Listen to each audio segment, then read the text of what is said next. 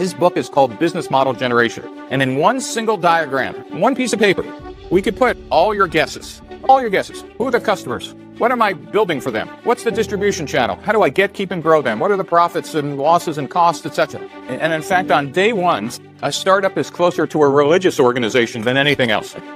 You're actually driven by your belief that you see something that no one else does. And in fact, that is not only the reason that you will succeed, that's also the reason why you will fail.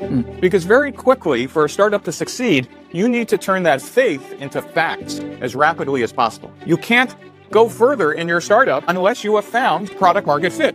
And product market fit is very simple. Are people grabbing the product out of your hands and saying, I want it, or I'm using it, or I'm buying it, or I've given you email addresses, or I'm downloading it, or some evidence that people actually like what your vision is on how to think about startups. Again, I want to emphasize, if you're doing the same thing you would have done in a large company, you are going to go out of business. It's a big idea. Don't believe that just because you think so, it's going to happen. Every once in a while, I get a student who's taken my class, does a startup, and then I have coffee with them, and they say, Professor Blank, the customers aren't behaving as I think. And so sometimes I just kind of get exasperated and say, well, maybe we should ship a copy of your plan, with the product. And they write down, ship copy of plan with product.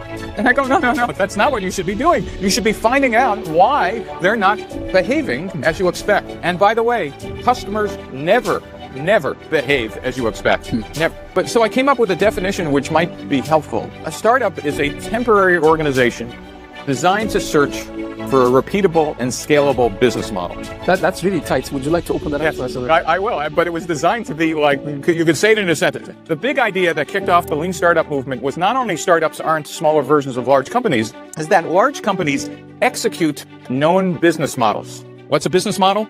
Who's my customer? How do I price the product? Who's my competitors? What's my distribution channel? How do I get, keep, and grow customers? In a large company, you're large because you know that. And therefore, you hire people to execute. But in a startup, the thing that you're all doing, you're actually searching for a business model. And that's the core distinction in the lean startup movement. We built tools for 100 years for execution, but we had no tools. We didn't even have a language to describe that what we're actually doing is searching for a business model. The lean startup consists of those three pieces. Business model design to articulate or write down your hypotheses, customer development to get out and test them, and agile engineering to physically build iterative and incremental versions of the product before you ever do what we used to call first customer ship. You know what we call a failed entrepreneur in the United States? Special word in English. You know what we call them? Experience.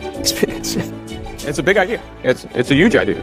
And you're in the right entrepreneurial cluster. That is, Silicon Valley's a cluster, New York's a cluster, London, Stockholm, Berlin, Jerusalem, hopefully Istanbul, is where a failed entrepreneur doesn't shame their family, doesn't shame their community. And in fact, and like everybody, failure isn't good. It feels horrible. I've failed 4 times. And by the way, that failure did not feel good. Failure does not feel good. When people say fail fast and failure is fine, I don't know what they're talking about because failure is still pretty miserable.